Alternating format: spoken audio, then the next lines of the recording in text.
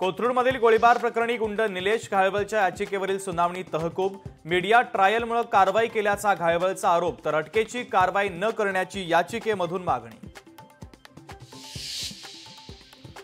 धाराशिवमध्ये हरिनाम सप्ताहाच्या निमित्ताने राम शिंदे मनोज जरांगे एकाच मंचावर, तर राम शिंदे आणि मनोज जरांगे यांनी एकमेकांशी बोलणं टाळलं।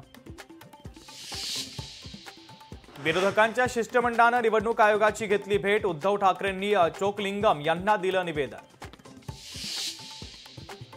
विरोधकांच्या शिष्टमंडळाची बुधवारी आयोगासोबत बैठक, बैठकीनंतर शिष्टमंडळाची संयुक्त पत्रकार परिषद होणार। पराभव दिसू लागल्याने विरोधक एकत्र आले, उपमुख्यमंत्री एकनाथ शिंदे यांचा विरोधकांना टोला, शिष्टमंडळाच्या भेटीवरून एकनाथ शिंदे यांची टोलेबाजी। नोव्हेंबरमध्ये नगरपालिका नगर परिषदेच्या निवडणुका होणार, पुढील 20 दिवसांनी जिल्हा परिषदेच्या निवडणुका होणार, जानेवारी अखेरपर्यंत निवडणुका होणार असल्याची सूत्रांची माहिती। कोणतीही योजना बंद झाली नाही, योजनांमध्ये अनेक बाबींचा समावेश करणार, मुख्यमंत्री माझी शाळा सुंदर शाळा योजनेवरून मंत्री दादा भुसे यांचं स्पष्टीकरण।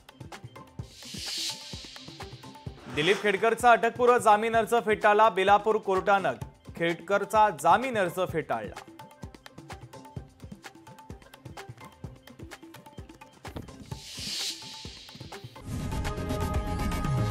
लोकशाही मराठी ऐका, पहा, जागरूक रहा।